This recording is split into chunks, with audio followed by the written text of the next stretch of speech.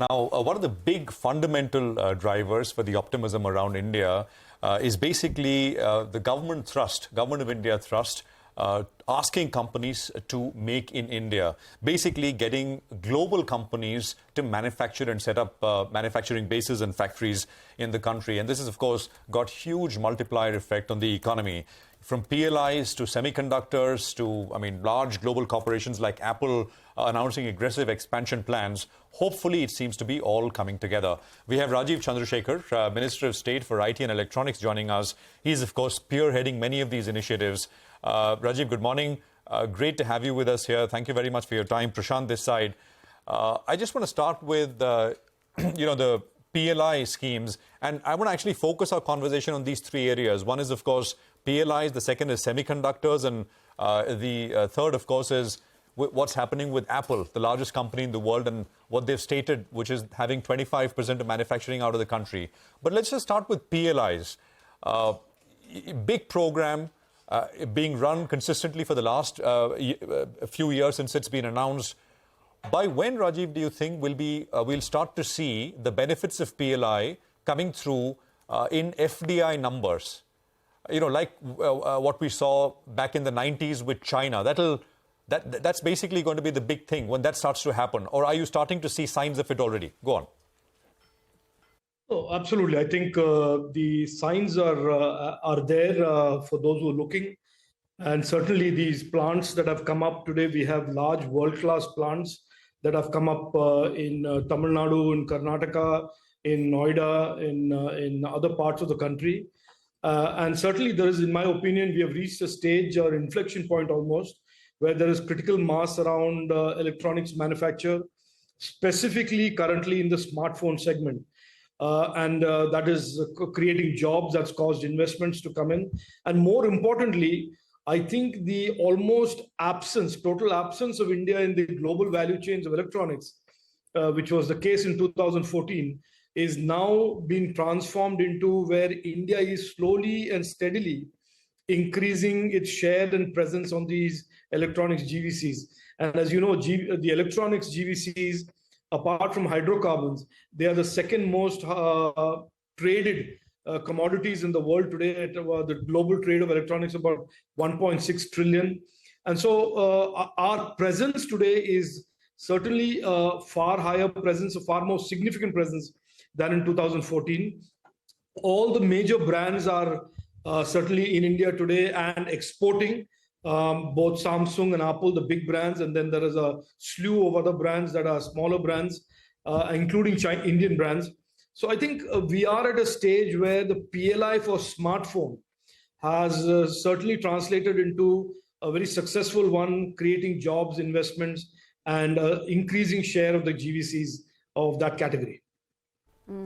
Morning, sir. So I believe mobile phone exports from India crossed $11 billion last year, doubling compared to the previous year. What could that number look like in FY24? And secondly, we've got Apple, which has announced big grand plans, for setting up shop in here in India. Are there proposals from other smartphone manufacturing companies to set up base here? Look, the two biggest global brands in smartphones, as you know, are Apple and Samsung. Both of them have very, very significant presences in India. Samsung directly and Apple through its network of EMSs, Foxconn, Wistron, Pegatron, the network of companies that manufactures for them. And they are already here and they are really now focused on growing their volumes and growing their exports. We have last year crossed 1 lakh crores in exports, which is a significant number, considering that in just 8 years ago, we were not exporting, we were almost importing 82% of all smartphones consumed in India. So it's a dramatic transformation and a dramatic expansion, both in terms of investments and volumes and exports in this particular category. The other important thing to watch out for, and this has been part of Prime Minister Narendra Modi's strategy, is as the volumes pick up in the original category, that is the smartphone in this case, the underlying supply chain components and all of these feeder industries that feed into this very complex and sophisticated supply chain are also beginning signs to show investments and growth in India. So a lot of the supply chains that have traditionally existed outside of India are also showing signs of moving to India. So I think we are at a very, very good place, and there's a tremendous amount of tailwind for this category of products in electronics, which is the smartphone category. So do we have the numbers of what the smartphone exports were in the first quarter of FY24? I don't have the exact numbers with me, and so I don't want to speculate, but certainly we are on track to cross last year's by at least, as I understand it, at least by a factor of 35 to 40%. Last year, we were 1 lakh crores of exports. Smartphones are already the top 5 exported products from India today. So we've already crept into the top 5 as a category of exports. I don't have the exact numbers. There is obviously a certain lag between when the companies report the exports and when we get it. But I think we're on course to do a 40%, 35 to 40% growth in exports at the very minimum. Rajeev, one of the things which some point out is that with assembly, we are actually capturing the last 1.5–2% of the total value of the phone. So what's the plan? I mean, will this, with what we have now, will this eventually do you have visibility that this will lead to both backward and forward integration? I'm assuming that is the plan, right? To get companies to make here and not just assemble here. Yeah, which is the point. Look, in the smartphone category, the making and the assembly are the same. What you are referring to is really the underlying sophisticated supply chain that creates the various parts that go into the end product, the display, the semiconductors, the PCBs, the discrete components, etc., etc. What is happening today is not just assembly, as in just putting it together and just packaging it and putting it out of the factory. There is the whole manufacturing of the PCB, populating the PCB, testing the phone, testing the PCB. There is a significant amount of value that is being added in what you refer to as the assembly process, and I refer to as the manufacturing process. And the strategy, to explain the strategy to you, the design of the PLI was aimed as a two-step game.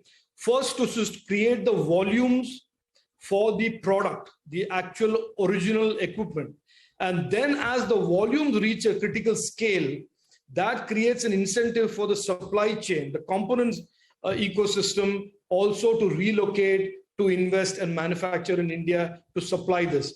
So I think the first phase of creating a credible presence, a trusted presence by India-made products in the global value chains has been more than established and has very successfully been met. And now the focus on the part of the government is to move the PLI impact into the ecosystem around the actual product, which is, like I said, you can see one piece of it is semiconductors, which you have already seen being rolled out and in play. And you will see now increasingly other parts of the component ecosystem also relocate to India from other jurisdictions or set up ab initio capacity in India.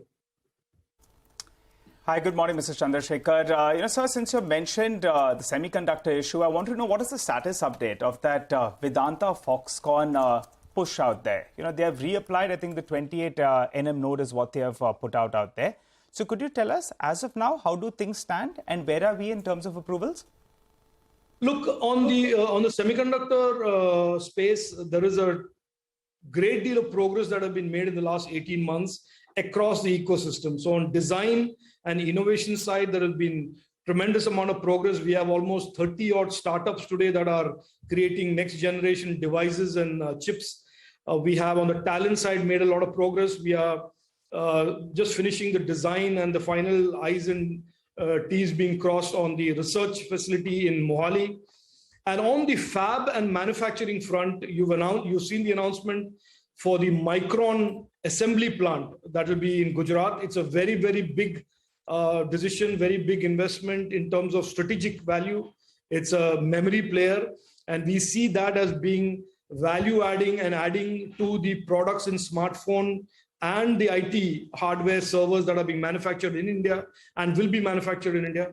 On the fab, to your specific question on Vedanta Foxconn, they have chosen to reapply in a much more mature node, which is a 40 nanometer product category or device category. The 28 nanometer, I think they have been unsuccessful in terms of creating a technology partner or a technology alliance, which is obviously the critical part of a fab. And they have now reapplied as a 14 nanometer, more mature node, much more stable and higher yield technology.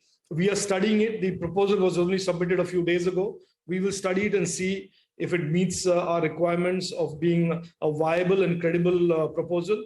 And we will take our view on that with the help of all the external advisors that are part of the advisory board. Rajeev, just a couple of more questions on the semiconductor bit. I mean, so Micron has been the first application which has been approved under the Semicon scheme.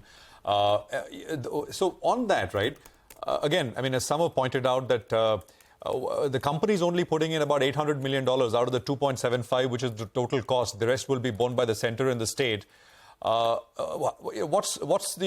What's the plan? I mean, of course, the government had laid out a $10 billion incentive plan, and I'm assuming that is precisely for this kind of thing. Is the intention that once companies make here, there is the demonstration effect as well? It attracts more companies to come. So you got to give that initial thrust? Go on. Oh, absolutely right. You are absolutely right. For the last 74 years, India has really not had any presence in the semiconductor space. We are currently in an extremely competitive environment with the US CHIPS Act, the Europeans with their CHIP Act, the Japanese with their aggressive incentive programs to attract semiconductor investments. So we are operating in a global environment where there is a lot of competition to attract these types of investments. And therefore, the government of India in December 2021 came up with this proposal where 50% of the capital investment made will be supported by a capital grant from the government of India. And Micron, which is certainly one of the biggest names in the memory space. And as you know, in any device today, any electronics device, it is really logic and the memories that constitute the silicon, the semiconductor population. So I think in that sense, it is a very important strategic investment for us. We believe that this investment will, in a sense, catalyze the ecosystem for manufacturing, packaging, testing, and verification going forward.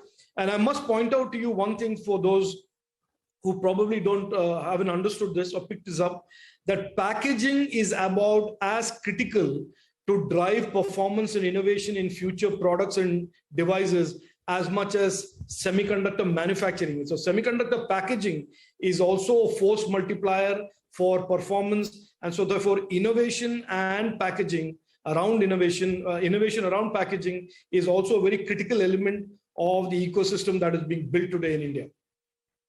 So just, one more point about that December 21, the semiconductor program that the government had laid out. It didn't really take off, right? Vedanta Foxconn didn't find the technical partner. ISMC partner was acquired by Intel. IGSS, which was one of the applicants, I don't think they met the requirements that the government had in mind. And then you all came out with another program. As you pointed out, this space right now is very competitive with the CHIP Acts in US and EU. So what's the government doing on that front? Look, I think, at the risk of busting that bubble of cynicism, let me say this. Nobody who sets out to build a semiconductor ecosystem believes it's something that happens in a snap. It is a fairly complex ecosystem to build, especially for a country like ours, which has really done very little in the last 74 years. And so therefore, we have always seen this as a multi-year roadmap that we are building. It is certainly not about instant gratification or instant headlines.